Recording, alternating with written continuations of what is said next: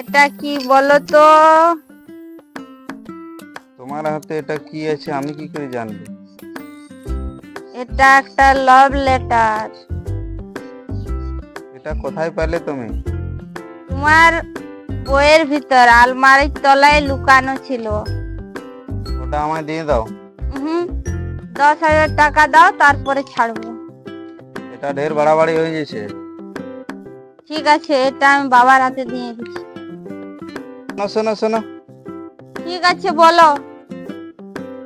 তোমার ফোনে 10,000 আমি ট্রান্সফার করে দিছি। ঠিক আছে, দেখছি।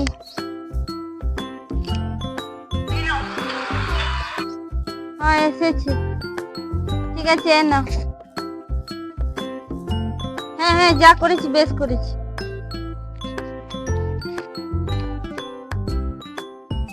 আমার শপিং এর জন্য তোমার কাছে 10,000 টাকা আমার চাই। ইতি তোমার বউ।